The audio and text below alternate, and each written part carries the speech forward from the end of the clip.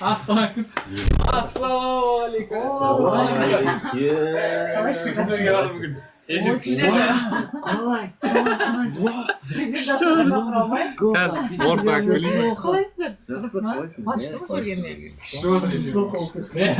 Не болсыңдар, не істеп жатсыңдар? Мен болдым уже, менің уақытым бітті. Не бүлдіріп жатсыңдар? Жібереміз ба? Уходим. Освобождаем площадку. Я могу 5 минут с вами посидеть. Нағыз профессионалдар келді. Қазір мнениенің түрлері келді. Қазір. Қызық болады. Күшті отыр бүгін. В общем, әрбір өлеңді тыңдап, өзіміздің оценкамызды, реакциямызды бердік. Жақсы ма, жақсы емес па? Нормально ма? Иә. Очень нормально. Әпшем бір жыл алды. Мен Ладно, да? я прочувствовала, потому что маған жақын текст болды да ішінде өлең. Мен кинодан миллиард табамын дейтін өлеңдер болды ма? Негізі сенің чуйкің мықты негізі. Істеп жатқан нәрселер бәрі күшті. Күшті отыр сен де молодец прям. Құралайға тұғыл шапалақ кәні. Шапалақтың звугі да шықпайды ау бірақ та. Шапалақ жіберіп қойсаңыз. Мен андай шығарып Шапыл, шапыл деп жазыңдаршы. Мынандай Шапыл, шығады шапыл. қазір. Мен екі өлең тыңдайыншы оценкілерін. Мне интересно послушать. Болды? Можно, да? Біз өзіміздің оценкамызды жасыратын Деді ма? кішкене. Екі шлянг деді. Өлең Екі шлянг деді ма? Или екі шлянг деді? 2-3 өлең деді. Екі Шлянг деген Екі наушник бар бізде, как раз. Екі наушник бар. Ондай кең, дәу шланг. Қалай? Отырсаңшы. Куртканы шешіп тастайыншы. Кәдімгідей. Өз үйіңіздегідей ғой. Маған просто интересно сіздердің мненияларыңыз. Так. О, қызық болып отыр бүгін эфир кәдімгі. Деген Мараға каждый раз мен қалай көрінбей қалдым ғой деймін. Жоқ, мен мына жаққа отырасыз ба ойлайсың? Или төртеуміз былай отырайық па? Серьезно, вообще, уақыт. Мен звондаймын каждый раз ана періште шығар кезде де сценарийімді қарап берші, оқып берші, өзің ойыңды айтшы дегенмін ғой. Физически үлгермеді ренжімеші. Анчик түсірді ма? Ануар түсірді ғой біздің? Көрдіңдер ма фильмді? Мен бармадым. Отзывтар естіп жатсыңдар ма? Отыз естіп жатыр, кіретсті жылап жатыр ғой кәдімгі. Қызық болып отыр эфир. Да? Вообще. Не болып жатыр? Бүгін сізге түсіндіріп өтейін кішкене. Біз қазір тиктокта эфирдамыз, прямой эфир. Иә. Сіздерге екі наушникпен тыңдатамын. Адамдар оны тыңдамайды. Адамдар білмейді. Сіздерді Адамдар білмей ма? адамдар білмейді. Адамдарға 22 секунд тыңдатамыз. Аренада, короче, бәрін жинап жатырмыз. Тыңдармандарды аренаға. 22 секундтан тыңдатасың ба? Жоқ, бәрін полный тыңдатамын адамдарға. И 23 деген құныққан адам деп ойлап Жоқ, ол бесплатно. 22 секундтан тыңдатып қойын деп жатыр ма деп стадион жинап. Осындай. Басық. Так. Бір Баян наушникпен қайда? баршы біздерге. Қызықтаймызға Садраддинді өтіп кетті. Қазір. Қызықтаймызға Садраддинді Міне. шақырып еді, енді өздері келді. Бүгін күшті отыр. Да? Қанша адам отыр? Қазір 2000 адам қарап отыр. Иә, 2000 адам. Қандай ғанибет эфир. 1 миллион лайк басыпты. Мәссаған. Қанша нешеден беріп отырсыңдар? Ровно 7-те бастадық қой. Кешкі ма? Иә, кешкі 7-те. Бүгін 3 қонақ қатарынан отыр. Так, сонда біз тыңдаймыз. Ән тыңдаймыз. Иә. Одан кейін Жоқ, ән тыңдап отырып айта берсеңіздер де болады мнениелеріңізді. тыңдап болып та айтсақ. Тыңдап болды да айтсақ болады. Оның проблема Әннің жоқ. сөздерін айта аламыз ғой, Типа, иә, мынандай сөз мынандай деп айта бересіз. иә? Жоқ, ыңылдап. Иә, ыңылдап қосылып отырсаңыз, иә, қосылып отырыңыз. Андай не емес қандай. Мен спойлер Роза етемін. жібер, роза жібер. Жоқ, ондай ондай емес. Бұл Болды. чисто мынандай. Өзі отыр ғой, мына жақта бір роза отыр. Уай. Мына жақта бір арыстан Бір отыр. лев отыр. Және Екі жай ғана қарапайым тигр. Қарапайым дейді ма? Қарапайым. Сәл тамаққа тойып алған. Тигрлар кішкене андай. Шаржаңға. Семізді. Қызық болады сияқты бүгін қазір. Қызық Маған да қызық болып тұр сіздердің Все, ойларыңыз. киеміз болды ма? Бірден тағы тыңдай береміз ба? Иә, қоссаңыздар мен қосып беремін. Все. Давай. Тақты ал. Так. Ой, фигня ма болмайды. Бастап кетейік па? Так. Бірінші әнді. Бірінші әннің Бірінші атын ән. атуға бола ма? Иә, атын айтып, как положено. Альбомдағы жаңа ән, не? Иә, мен жақында альбом шыққалы жатыр. Альбом туралы сөйлесейікші. Альбом жайлы сөйлесек иә. Неше ән болады? Альбомда 11 ән болады. 11 ән. Интромен қосқан кезде. Сонда 11 әнді бірден шығарасың ба? Бірден шығады 11 ән желілерге. Че не қазір уже альбом шығармайды ғой негізінде? Әрбір артистің альбом болу керек қой. Ол андай просто гештальт қой да? Жабылмаған Гештальт десек те болады, имиджи историялар. Имиджи история. Жоқ, обычно Болу андай. керек, короче. Альбом полный обычно бір-бірден шығарған бір оңайырақ болады. Оңай негізі, Біреуін оңай. шығарып, оны раскачать етіп, бір айдан кейін екінші шығарып. Негізі оңай дұрыс жағынан сол. Сәл альбом шығару ысырап дейді ғой қазір. Альбомға көп не кетеді, көп уақыт кетеді, көп ақша кетеді. Бірақ Мен сонда да уже тыңдап жатырмын. соны істелу керек, короче. Не ғой, шарт қой да, болу керек. Бір Шарт өзімен өзін-өзі сыйлайтын әртістің өзінің жеке толыққанды альбом болу керек, иә. дұрыс Түсіндіңіздер ғой? айттыңыз, күшті айттыңыз. Иә, соны түсіндіріп жатырмын. Просто өзің айтпаған сияқтысың да. Сұрап, суырып алып жатырық мына жақта. Ал бастайық. Бірінші ән, интро. Интроны тыңдап жатырмыз. Интро енді ән емес, музыка. Кіріспе. Кіріспе ғой, иә, міне. Өте күшті айттыңыз, кіріспе.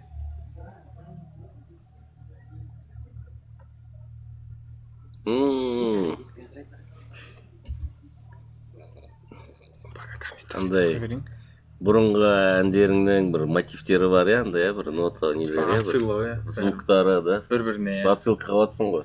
Өткен жолыммен, Иә. қазір мен мынандаймын деп да. Иә. Тыңдайықшы.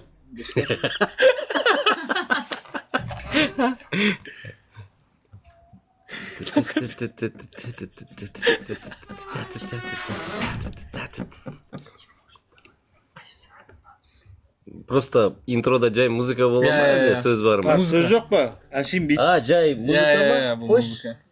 музыка. Күй ғой сонда, гитарамен Типа, күй, иә? Мә. Гитарамен жеткізеді. Аттың шапқандарын елестетіп жатырмын бәсе. Мә. Міне, Осындай. интроның өзі, достар. Ары қарай тыңдамай-ақ қойға болады. Ары қарай мына Кете берсе интроның болады. өзі бөлек деңгей болып тұр, болды. Мына кәдімгідей пиво ішіп тыңдайтын интро.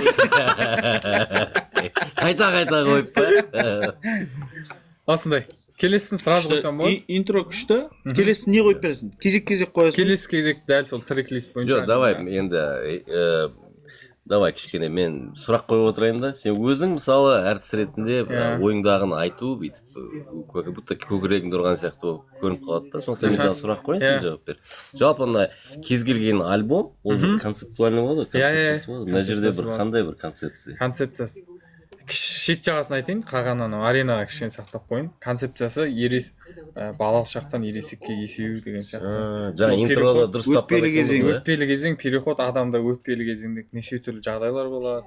Сол махаббат болады, кейбіреуінде бірдеңе болады деген сияқты мұң айтатын заттар болады. Соның бәрін осы альбомда ашып көрсетеміз. Осы альбомның түсі өтпелі кезең толықтай сенің өміріңе қатысы бар ма? Сонымен байланысты жалпы. Байланысты, Яғни- менің өзімнің басымнан өткен дүниелерім, соның бәрін осы неге альбомға. Ал не, мысалы альбомның мысалы әндерінің реттілігі ше? Ол реттілігі маңызды ма? Әлде кез келген жерден қоса берсең? Реттілігім. То есть реттілігін қойған кезде бір концепцияға байланысты қоясың ба? Негізі иә. Реттілігі де бекер Реттілігі де емес. маңызды. Ол жерде де бір отсылка бар деген сөз. Иә. Сосын тағы бір сұрақ. Махаббат туралы ба әндер көбінесе? Жоқ. Махаббат жайлы бар, бірақ көп емес. Бәрі сөйтіп ойлайды, альбом дегенде махаббат жайлы болады деп. Яғни өміріңде махаббат көп емес, иә? Жоқ, бар, бірақ бір рет мұңлы махаббат бар, көңілді махаббат бар, бәрі бар. Мәссаған. Көрейік, тыңдайық онда. Қайсынан Сіздер бастайсың? андай кәдімгі жауапкершілік беріп жүрсіңіздер, а? Қызықтаймыз болып кетті ана жер. Енді білуіміз керек қой, осылай ашып беру керек қой. Көрермендерге де қызық болар. Сіздер профессионалны айтып жатсыздар да. мына жерде отсылкалар бар ғой, видишь, альбом бұл бір толық бір шығарма ғой, по сути. Иә, бір шығарма ғой, иә. Дұрыс айтып тұрсыз. И оның ішінде сенің ойың, отсылкаларың бар да, сен оны айта алмайсың. Сондықтан қандай отсылкалар бар, достар өздеріңіз тауып алыңдар. Все, бірінші ән сұрақ. Кеттік. Сәл жай қоямын, себебі мына жаққа естіліп қалады адамдарға. Сәл жай қойып тыңдау керек болады. А время сөйлеп отырсақ естілмейді. Енді тыңдады. Сұрақ әніне реакциясы көрейік.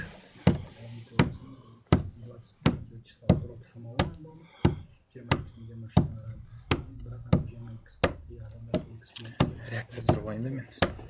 Телефон.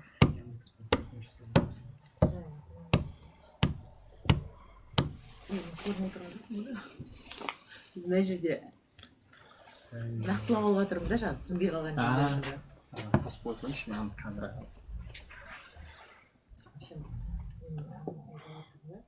О! Бәріңізге сәлем. Қазір альбомдағы әндерге реакция беремін. Осы кісілер.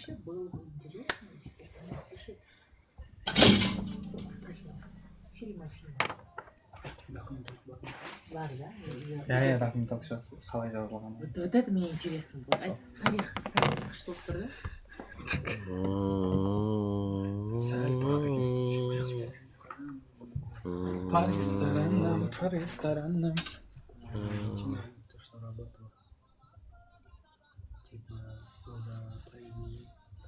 Жауапсыз.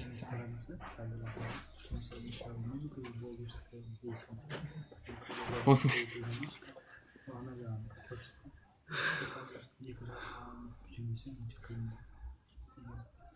Şimdi Жай ойын.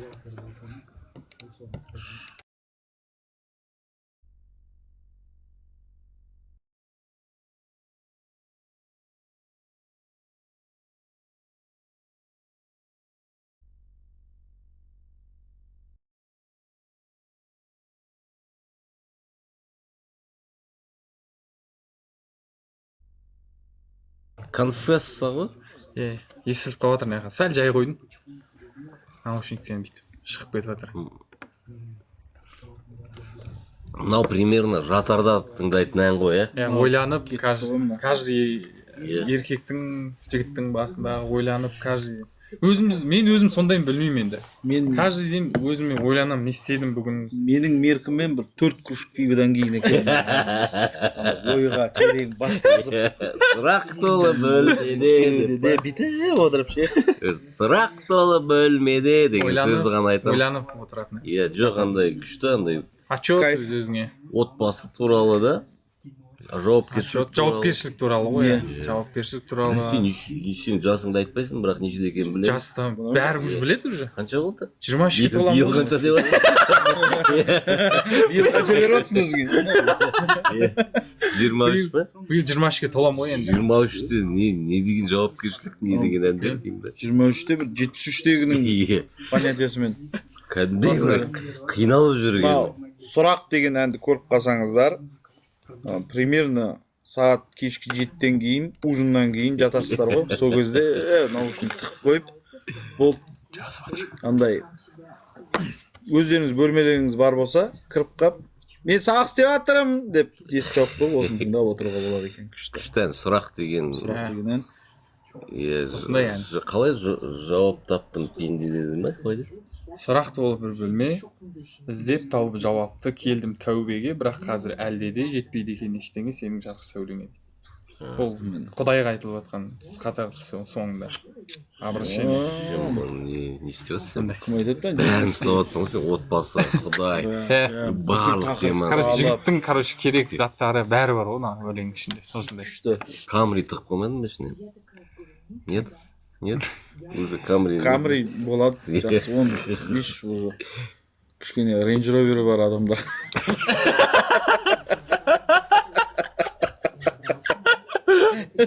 Қарапайым нәрсе айтқысы келді ма? Яндекспен жүретін ағайын өте. Кеттік, давай. Келесі әнге. Келесі ән, кеттік. Келесі әніңде тоже тыңдасаңыздар түсінесіздер. Кеттік. Бастайық? Тыңдайық та бірінші. Бастайық, кеттік. Әлди. Келесі ән Әлди. Әлди. Қызық болып отыр. Жай естіліп тұр.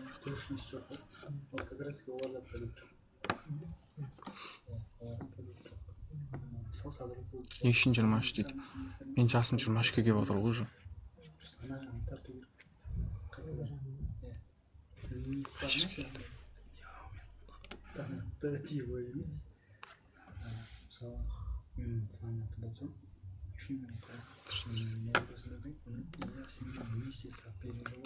Те же возрастные эмоции, которые он ощущает вместе. Куачалда Бибердің несін көрдіңіз бе? Что атып кетті. Почему? Потому что кезінде еще болды. Там знаете, какая вторая волна пошла? Кезінде Бибер. На өлеңге билеп кеткен.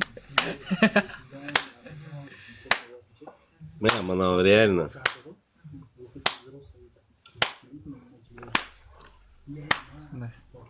Теперь я могу признать, что Мынау примерно. Поклонға кайф қонау, сондай да, бірақ они сырт көзбен кринждей көреді. Ана несі, қайырмасы прям бір күшті выступлениені бітіріп бейді. Иә.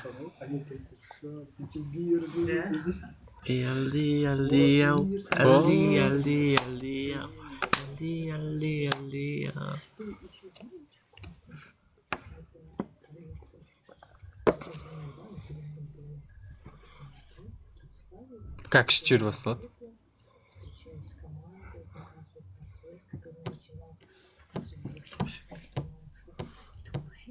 Люди находятся в этом, где нет знания. Я наказываю, кажется, ну вот сейчас мы готовимся такие ребята.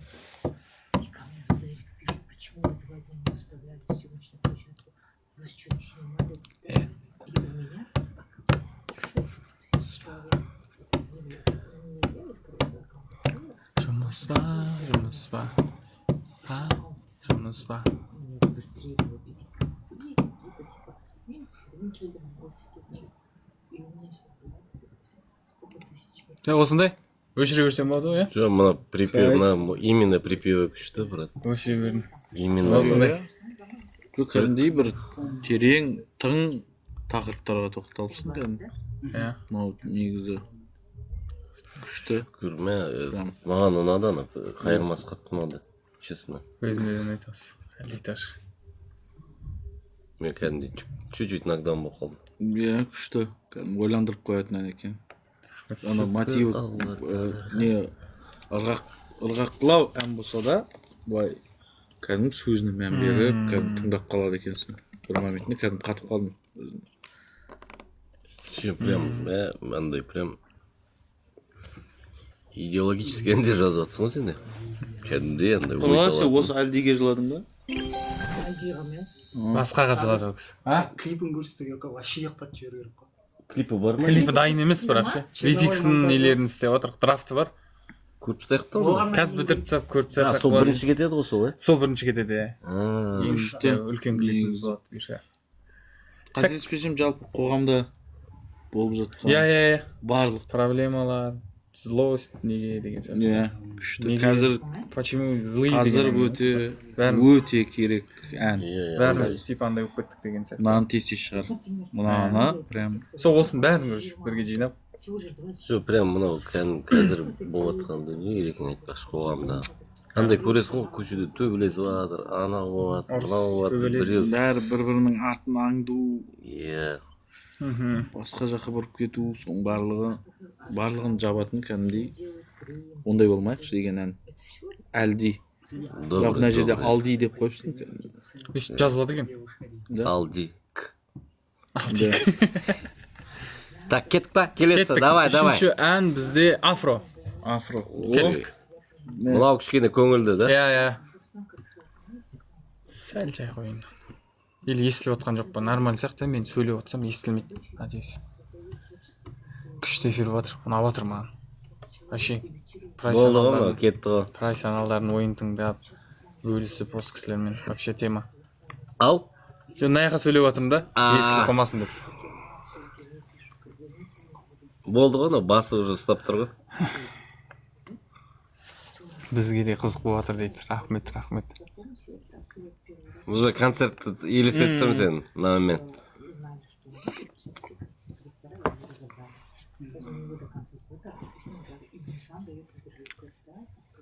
Музыкасы жоқ дейді. Сіздерге естілмейді, сіздер 22 ести аласыздар. Альбом шықпай жатып болса әндерді.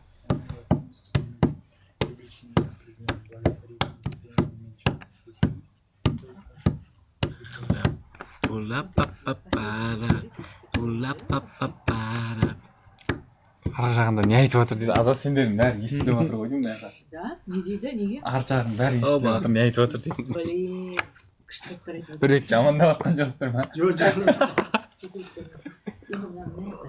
Осындай. Ол Классно. махаббат, жазғы махаббат. Вайбовый кәдімгі жазда күшті шортик футбол киіп алып жүріп. Иә. неге афро стилі афро болып жазылған, сол кезде Қандай? біз сөзін жазбай афро деп қалдырғам.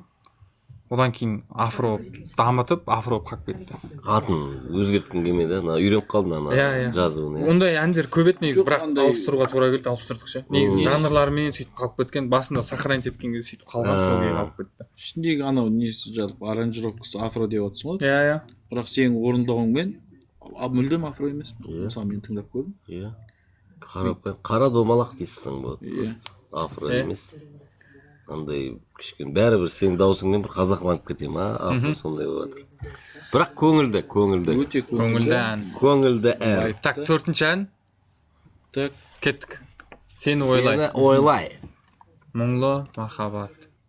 Біздегі сені ойлай.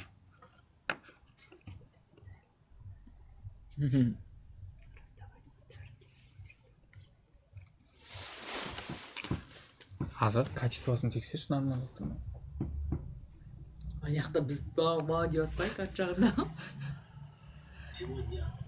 Жақсы коммент беріп жатыр ма, бағалы? Күшті айтып отыр. Да. Күшті айтып отыр. Босқа шақырған жоқпыз ба? Жоқ. Хорош. әдемі. Анау отыр. Творческий кісілерге. Күшті. Кино ғой мынау. Саундтрек. мынау сол ғой, иә. Бажа фильмінде саундтрек ретінде көріп тұрмын мына. Иә. А? Аумин. Обязательно. Бұйырса күзде шығатын Бажа толық метрлі фильмінде саундтрек қой. Қаян осы? Сені ойлай. Вот настоящий продюсер сразу же планирует кетіп жатыр. А мен жылап бұл жақта спокойно кетейін деп жатыр едім. Тоже Аяқта бүйтті. Лично заявил, да? Жазып жатыр да адамдар.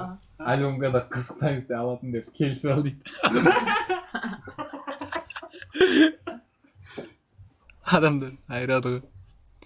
Камераға су тиген сияқты болып тұр дейді. Неге? Качество нормально ма сенде? ана свет, Күшті, четко болып тұр. Өшірейін ба? ана свет, ана комнатадағы свет как будто бьет на экран. Сен өшіресің білесің, өзіңді жаңа. Ары жағынан, телевизор жақтан.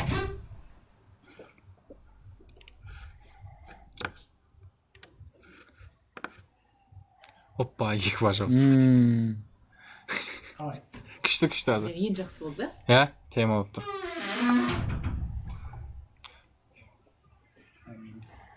Чуть-чуть бір-екі секунд қалды. Самсунгтарда солай болып тұр дейді. Мынау кино. М? Прям кино елестейді мынау.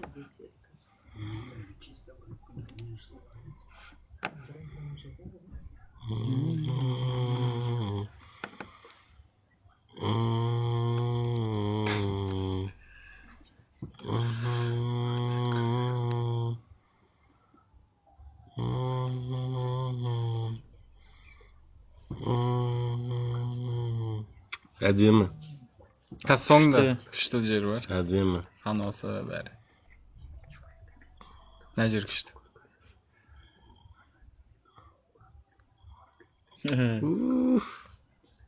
Деп тұрады.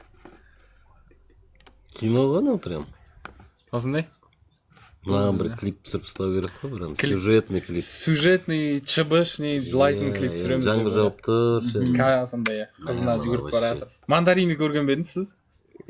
Мандарины? Иә. Көрмедім. Жеп көргенбіз, бірақ. Соның Болмаса. несінде бір не бар ғой. Короче, қызы кетіп бара жатады да неге? Қызы қалып қалады, ана бала басқа қалаға оқуға ма кетіп бара жатады да кемемен. Кемеден түседі да жерге жүзеді ғой ана қарай. Сол елестетті. Соны елестеттің ғой. Иә. Ну, действительно. Жылататын. Сені ойлай деген, по-моему, әзірше фаворит әндердің ішінде. Бажа 3 қашан шығады деп сұрап жатыр. Иә. Түсіріп жатырмыз.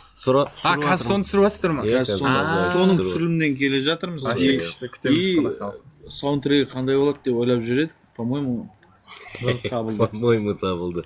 Бажа 3 сериал түсіріп жатырмыз. Иә. И Сериалдан кейін бірден толық метрлі фильм. кино болады. иә. Ол қашан шығады? Күзде деп тұр. Октябрьде деп ойлап тұр. Күзде. Сериал ертерек. Сериал дайындап ертерек шығады. И Иә, артынша Күшті. кино шығады. бұйырса келесің ғой, құдай Құдай қаласа. қаласа. Мен так, мысалы, ойлашы кинотеатрда отырсың, и бірақта ай дейді. Болды, обязательно. Болды, былай ғой, мына, Кино. сразу. Иә, бүйтіп. Ол жылататын кино ма? Жоқ, онда жылататын кино емес, бірақ ішінде андай Бар, иә, бір моменттері. ойландыратын моменттер бар, бірақ енді ойбай деп деп жылатпаймыз енді ондай не жоқ жылан жоқ. Жоқ, бізде комедия. Енді ойы бар ғой бәрібір. Ой салып кету керек енді. Біз 2 сағат болып жатыр бүгін эфир. Кайф. Күшті. Качествосы. Ана жақта маған айтпақшы айтып жатыр. Қызықтаймын десе лучший альбом годан алатындай сөйлесіп ал дейді. Соған келіп отырып қой. Біз лучший альбом годан берсек. Сен ән бердің. Бүкіл альбомды бізге Бүкіл бересің. альбомды бізге берсең. Мен Соны сөйлесіп жатыр, мына жақта жазып отыр бәрі сөйтіп. Я садыр достойный. Адамдар жыртады ғой ше. Лучший альбом келісіп алсадыр дейді. Так, бізде 5-ші өлең бөлме деп аталады. бөлме. Бөлме это комната ма или арамыз бөлме ма? Жоқ, комната. Давай. Сәл андай комната. Қандай комната? Кәтсінес. Может, олай біреуге әркімге әртүрлі елестейтін шығар, может, маған солай елестеді. Андай переворачивайтесь дейді комната.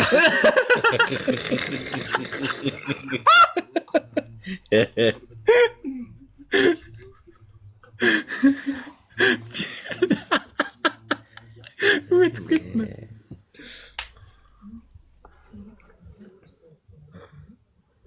Действительно сол туралы.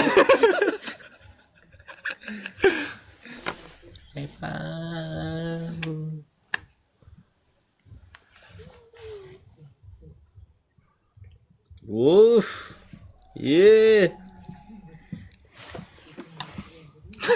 Мә.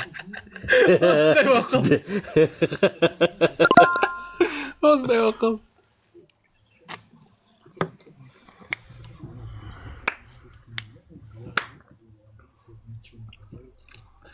Сасамна. Саптырма.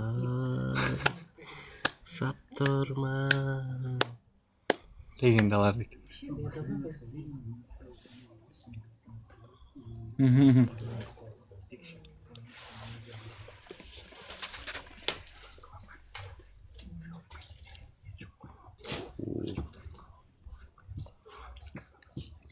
Бала есеген, ереке. Маңдай тема. Серьезный. Бөлме ғой, Опыт бар. Вай, отыр ғой. Вай. Әрбір өзінің стилі. Бөлмеге. Жаттап алады екенсіз сұрасы. Үндеме. Мына дәл өзі болып тұр ғой мынау. Осындай.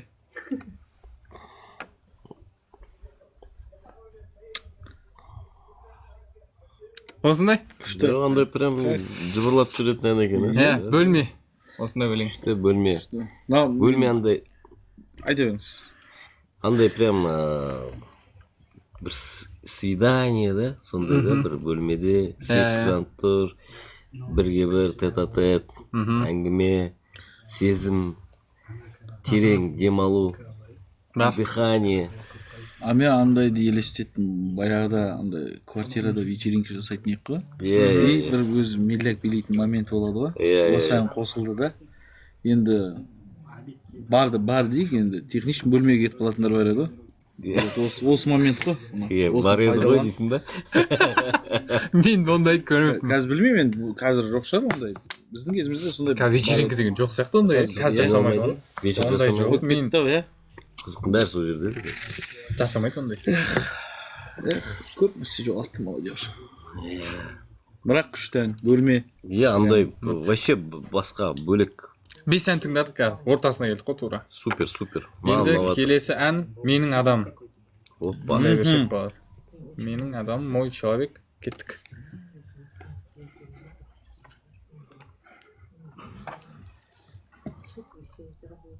Альбом шыққан соң жеке шығама әндер дейді. Жоқ, өзі аты айтып тұрғандай альбом болып шығады, барлығын бірге. Орысшасын айтам ма дейді. Үйреніп қалған орысша қонақтар келіп телефон айтып. Сіздерге дауыс шығып тұр ма дейді. Шығып тұру керек. Надеюсь, менің даусым қатты естіліп тұрған жоқ.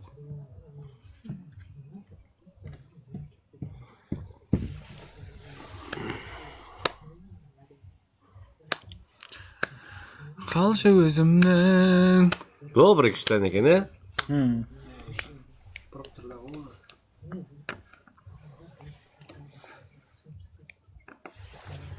Мынау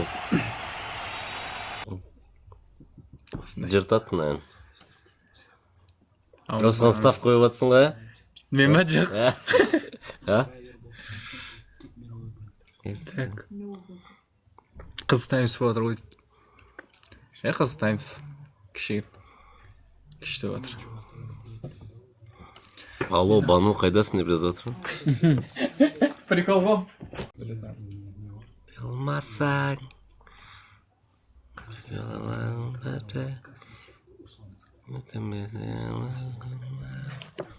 8 мартта келіншегіңе қоятын ән екен, ә? Ақылды. 3 сезон. Бала ғашық болып қалған ма? Что-то бар. Уже кәдімгі әндерде шынайы өзінің іштен шыққан сезімдері Соңы көрініп тұр. қай жерге келдік? Басталады, той басталады қазір. Қай жерге келдік? Қазір басталады. Демейді.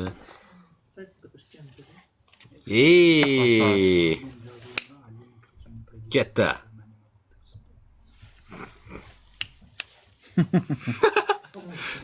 Той басталып кетті. Дауыс естіліп тұр, қалай естіп жатыр екеуі дейді. Наушникпен естіліп тұр. Наушникпен естіп жатыр бұл кісілер. Күшті, менің адамым деген ән тыңдаңыздар, міндетті түрде сүйіктілеріңізге шын жүректен ән арнайтын болсаңыздар, осы әнді арнаңыздар. Менің ойымша кез келген алдағы уақытта білмеймін бір аналар күні, қыздар жайлы бір жаңағындай бір аналардың туған күнде осы ән гимн болып кетеді деп ойлаймын. Аумин. Өте күшті. Өзінің сүйікті жарыңа керемет Қыздар, аналар қалпы болады. Келесі ән алтыным. Опа. Алтыным Кеттік. менің дейді ма? Алтыным. Қазір реакцияларын көреміз. Бірақ күшті батыр. Spotify-ға шыға ма дейді, я, Spotify-ға шығады. Оған дейін сәл Қандай прям лето, е? Ой, Балтынау, брат. Топ, брат. Брат.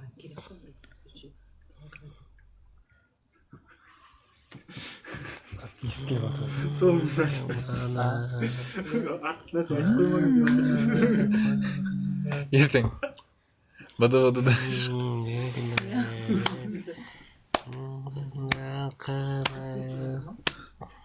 Былай тыңдайтын ән ғой. Күліп, күліп емес, жымиып ше, өзіңден өзің.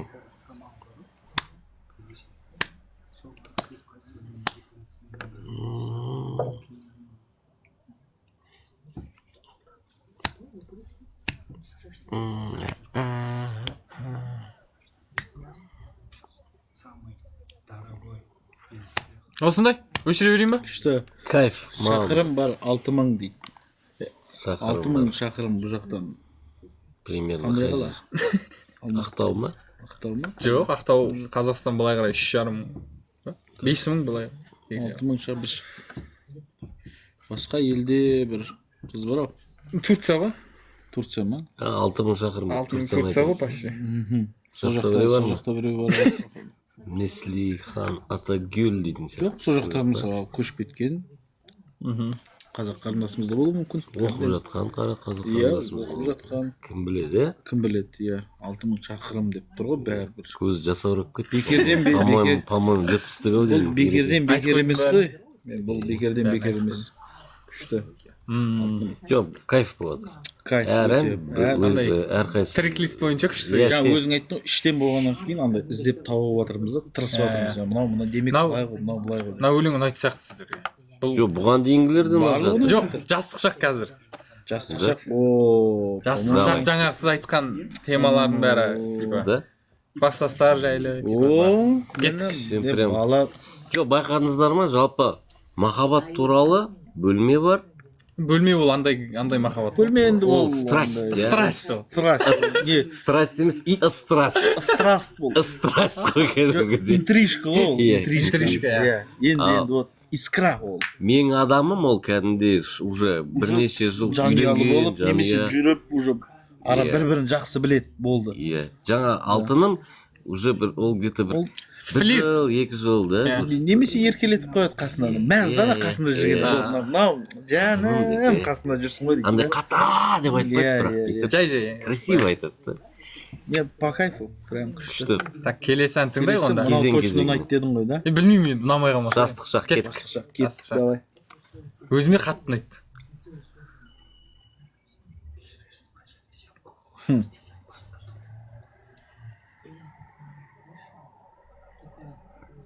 Әдемі әттеңім, иә.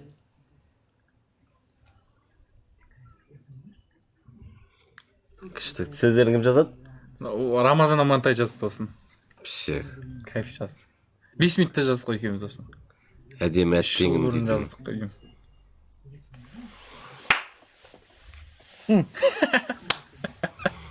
Болды. Кайф.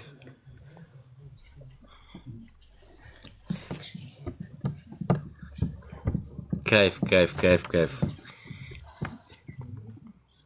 25 мамыр барлық мектептерде.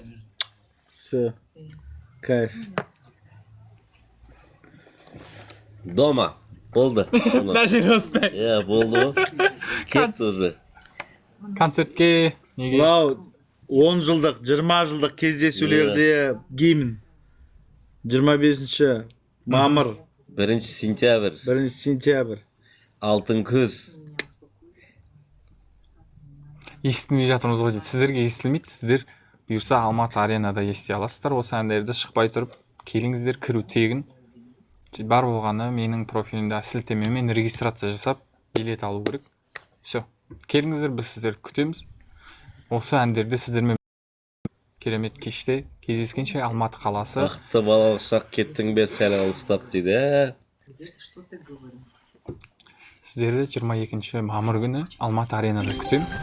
Келіңіздер. Мына жер все. Алматы арена қашан дедің? 22-сіне уже. Осы айдың ба? Иә, уже Болды азақ мына уақытта уже билеп жатыр. Көріп тұрмын мен Алматы Добрый арена. вечер. Деп жатқан. Осындай өлең. Тек қана жастар емес, үлкендер де келіп тыңдайды. Бітті. Жалпы Вообще концерт осындай болады. соңына дейін. Кімді кінәлайсың үшін? Жоқ, бар ғой. Мына өлең бітті деймін да. А, мына өлең. Иә. Бұл келесі ән сағыныш енді. Кеттік, давай. Сағыныш. О, Кеттік. Осы әнге жылап қалды әпкем. да? Да? Көз жасын. Қазір көрейік. Иә, соған бір жылап алды. Мүмкін, Ой, мүмкін біз де жылап қалармыз. мен вообще клипті күтіп отырмын. Маған айтты, клипті көрсетеміз, поэтому до конца. Көреміз ба клипті? Сен анау последний версиясын сұрасай тұрардан. Монтаж сәл біткен вариант. Бірақ ол жерде мен Менде бар түрім ғана ғой. Телеграмда Давай, тұрмын. давай. Как раз Құралай ханымның несі Бүгін жақсы болып отыр эфирге. Күшті адамдармен күшті эфир болады не негізі. болды? Дайын адамдар өзі сөйлейді, күшті де. Біледі де. Еш опыт. Иә. Кімдер сөйлете алмайсың ше, сөйлемейді. Мыналардың аузын жаба алмайсың ғой да бұрын. Рев жерінден келді ау уже. Әдемі. Жоқ, бүгінге болды. Бүгінге фото жетеді тұрды. Қазір еще Асхатпен сөйлесе береді. Тоже Рамазан ба? Рамазан екеуміз. Мынау прям жиза ғой мына. Иә, жизнасы бар. Мен жылағанмын ба? Иә, Кім? Бакыр. Бакыр? Кетші! Қырғыз Бакыр ма? Иә, Круто. осындай хиті бар ішінде. Красава. Бүйтіп қалып кеткенше. Мынау ертең тарап кетеді тиктокта. Давай, бір.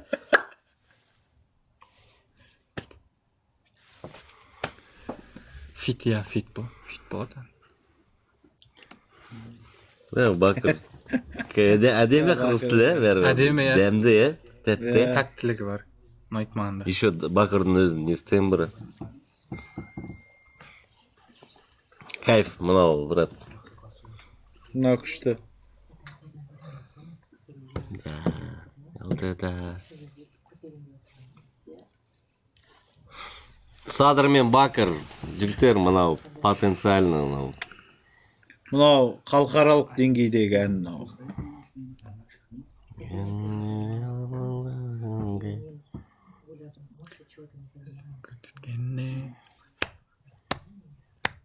Кайф. Осындай.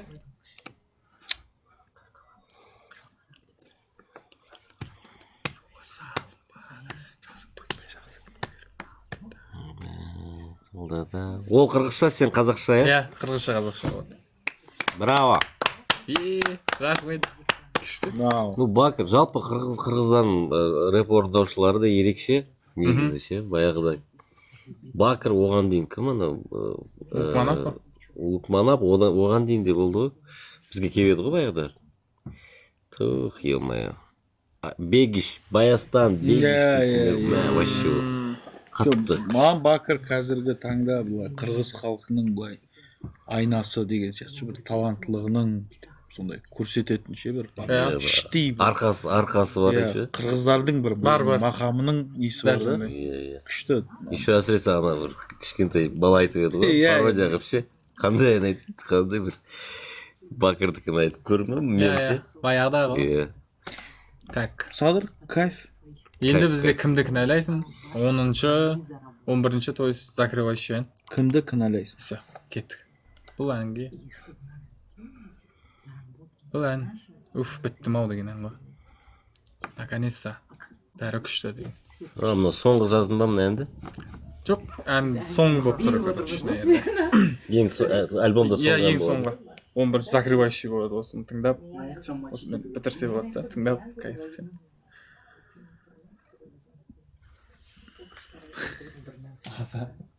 Сені Нұрдәулет деп ойлап отырады. түрім басқа ғой мен. Көрсеткенші түрін. Міне, мен азаматпын. Кінәлайсың, сенің тағдыр. Кінәлайсың, лайсың.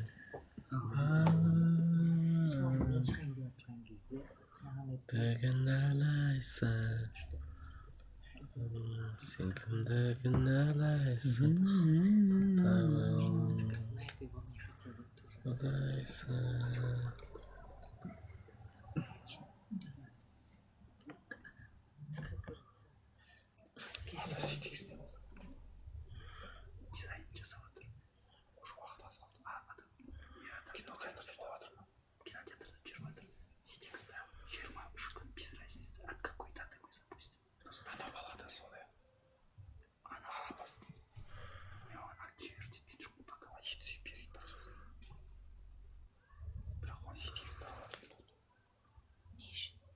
Сетикс полный. Длинная? Короткую. Почему Длинный. Длинную, ну, наполовину все. Полный емес, там 3 секции.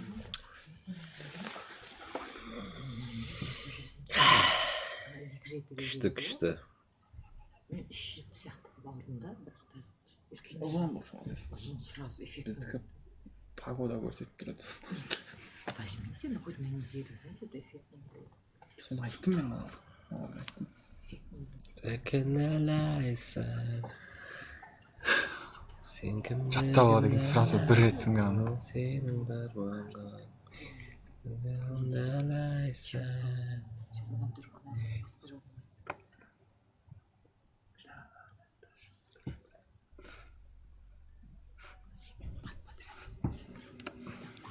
Я почти соңына келіп қалдық.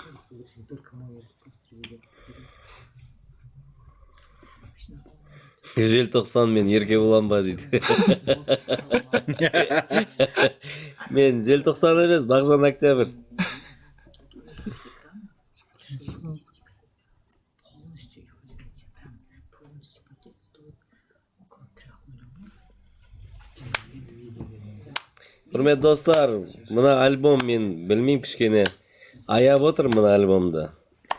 Бір-бірден шығару керек сияқты ше. Әр ән хит қой қазір.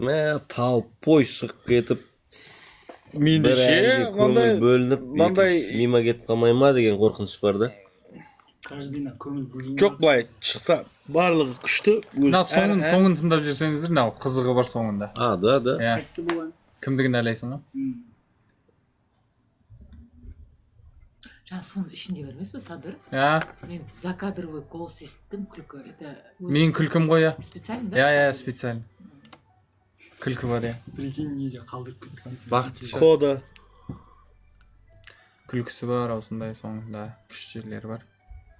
Мен думала, послышалось, может, деп ойлағанмын ғой. Иә, күлкісі бар, оны специально қосқан.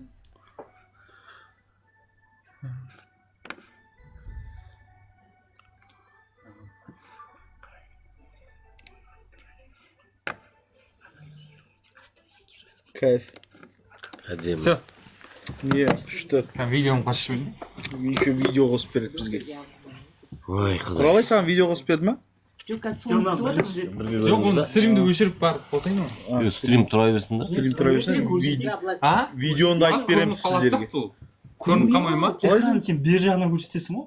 Давай, чекни, давай, қос. Отражение глаза. Алдында бір бөлім көрініп қалып. Құрмет достар, біз қазір клипті көреміз. Иә. Бә-бә-бә. Біз бірінші көреміз. Сіздер көрмейсіздер. Мен шынымен де мынау альбом әр әні кәдімгі жүрекке жетті. Маған қатты ұнаған жаңағы Бакыр және шүкіршілік етемін деген. Иә, әлди. Әлди, иә, прям вообще в точку болды. Кайф болды. Мынау бір-бірден шығару керек сияқты ше. Тіпті концерттен кейін бізде жалпы Қызық Таймс бағдарламасының аясында лайв концерт форматы бар ғой. Соған келу керек та. Бам өткізу керек қой. Дайындықпен, как положено. Каждый әнге тоқталып, жіліктеп, оған дейін уже әр әннің тыңдарманы пайда болады. Әр әнді талқылап, бүйтіп тоқталып Şu top 3 ән айтып жіберсеңіздер. Маған Сізден? 3 ән. Мен шүкір Әлди. номер 1 менде. Номер 1. Номер 1 менде. Екіншісі Бакыр. Үшіншісі Алтыным шығар. Алтыным, Алтыным или жаңағы класстастар. Маған Міне, аттары тұр мына жерден. Маған жаңағы саундтрек дегеніміз сені ойлай ғой. Иә, сені ойлай. Бірінші орында. Бірінші орын. Жаңағы қайсысы ол? Саундтрек дедік қой. Сол сені ойлай. Жастық шақ и Бакырмен айтқан. Үшеу. Осы үшеумен. Естідің ішінде. Ана жерге не істейсі әкел? Мен хит баратын шүкір. Әкел. Әлди, сосын Әкел өксін. Давай. Біз, короче, все, осындай тренд қазір. Бакыр. Барлық.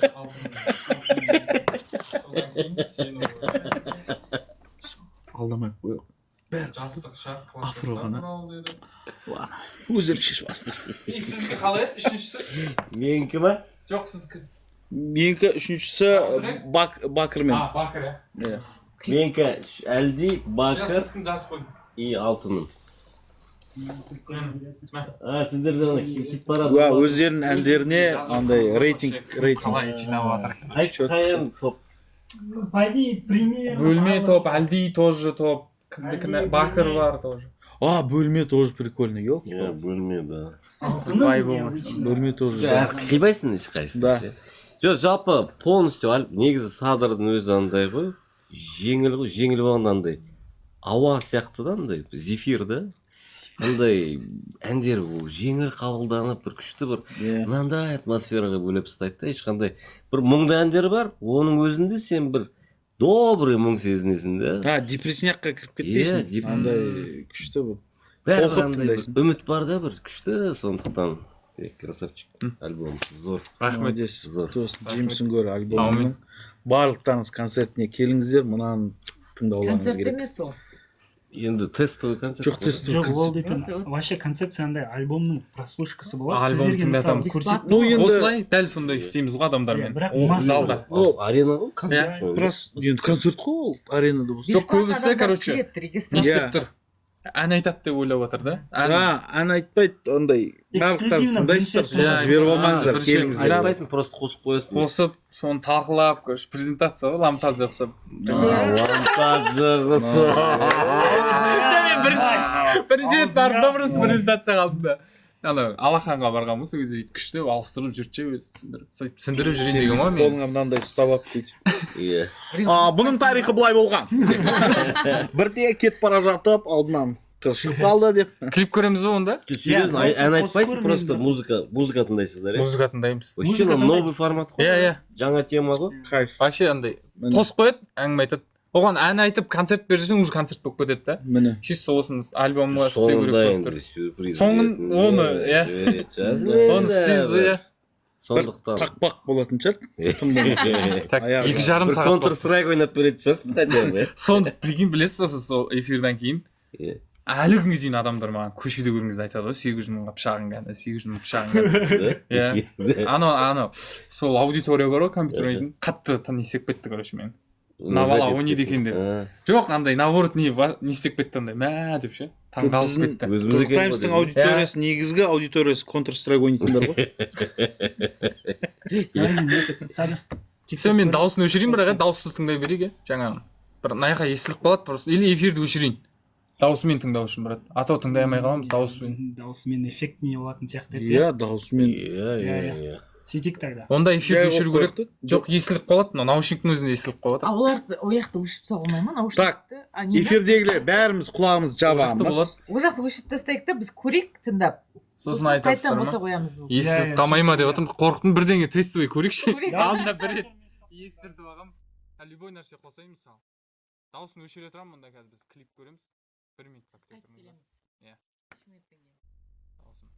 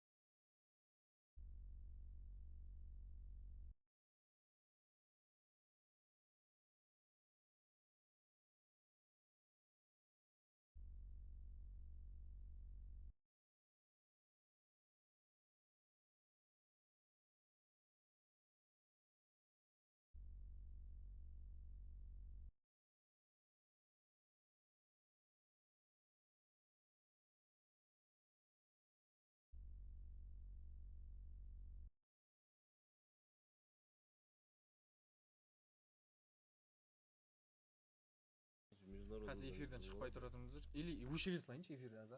Уже по-любому өшіреміз қазір. Потом қайтадан не істеу қиын болады. Біз өшірмейміз ғой, брат. Ой, эфир дальше болмайды, мен өшіремін уже. Мен дальше не. Все, бәріңізге рахмет көп. Бүгінгі эфирде болғандарыңызға. Бүгін қонақта. Өшіресің ба? Иә, қонаққа келген Дұрыстап қоштасып алайық.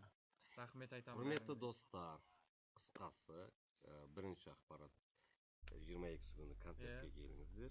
Ерік бұндай нәрсе мен өзім таңғалып отырмын.